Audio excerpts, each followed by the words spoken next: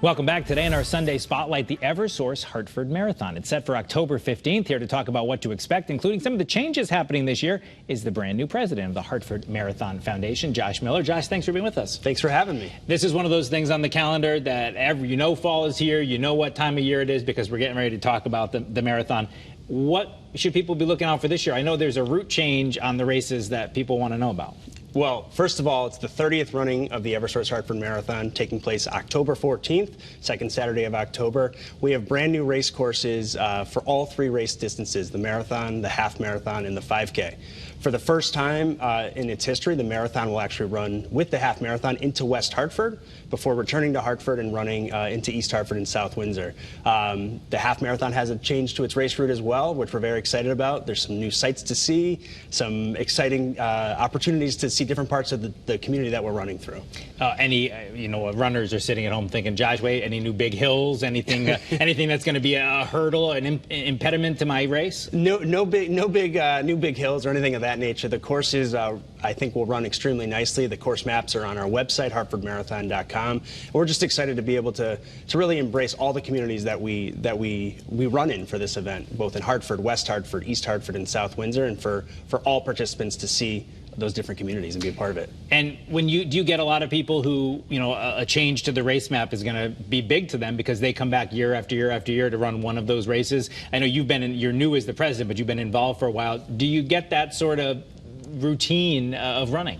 Absolutely. But we announced these routes several months ago and are trying to communicate those out both to participants but also the community as well. There's different roads that we'll be utilizing. We've eliminated some of the major thoroughfares as well that we used to utilize. So from a community impact perspective, we're very excited about this new opportunity. And from a runner perspective, we think they're great, and the feedback so far has been great for those that are out there, and we're excited for October. Well, just follow the guy in front of you unless you're winning, and then you have bigger concerns. So, tell me about the effort of putting this race on. I know 4,000 volunteers. Is that still about what you're talking? So it's about 2,000 volunteers just for this event. That 4,000 throughout the year. 4,000 throughout the year. The 30 other events that we do in different communities, but 2,000 volunteers. So many of them that come back year after year. We have a dedicated group of our race committee of about 60 individuals volunteering their time that manage different aspects, and then we work so closely with all the different municipal partners. Safety's top priority both for the community that we're in but also the participants there, so we start months in advance working with all the different public safety entities as well as our different community partners to ensure not only a fun day, but a safe day for everyone involved. Anything else people should be looking forward to this year? Obviously, there's a lot more that happens in Hartford that morning than just people going out running. I mean, it's such a huge event. There's the Marathon Festival before and all that kind of stuff. So what do you want people to know? It's a great community event. If you're not a runner or a walker or never thought you'd participate in something like this, come out and watch. Come out and be a part of it. Be a part of this 30-year tradition, this community event that's been taking place in the city of Hartford and the surrounding greater Hartford community for 30 years. There's kids events that your kids can come enjoy.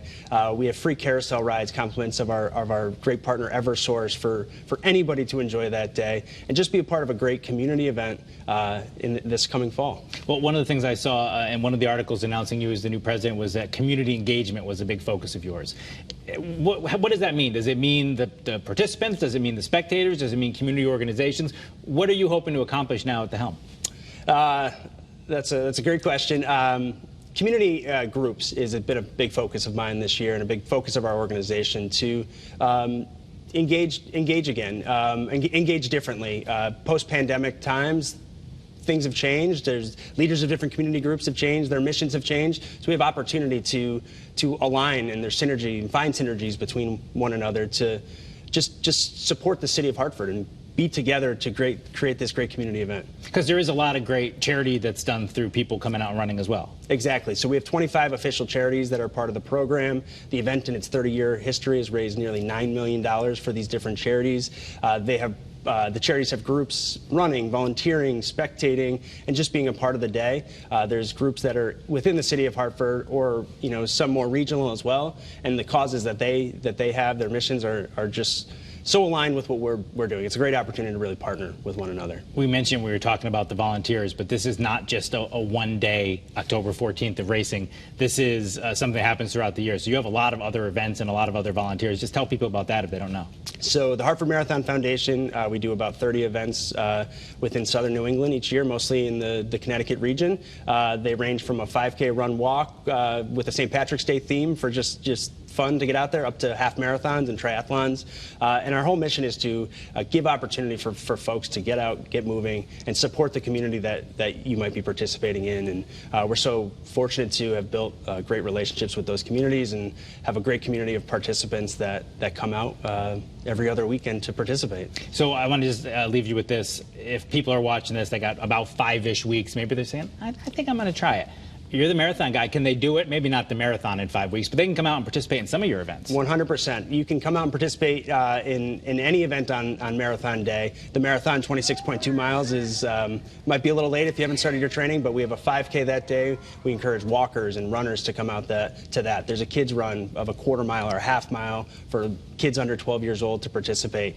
We also have a team relay. If you have 2 to 5 friends that want to take on the marathon distance, we will celebrate you at that finish line when you accomplish that effort. So plenty of time. Registration is open. We have our Packet Pickup Expo the Thursday and Friday before race day itself, and just encourage anyone to come out and be a part of it. And like you said, even if you just come out and watch, it's a great day for a lot of people. I appreciate you being with us, Josh Miller. Thanks for being here. Thank you. If you want more information on the Eversource Hartford Marathon, all you have to do is head to hartfordmarathon.com/Eversource-Hartford-Marathon. You can also just go to WFSB.com and we'll have a link there. That is CT23 for this week. CBS Sunday Morning is coming up next. Have a great rest of your weekend. Maybe go for a run. We'll meet you back here in Studio A next Sunday morning.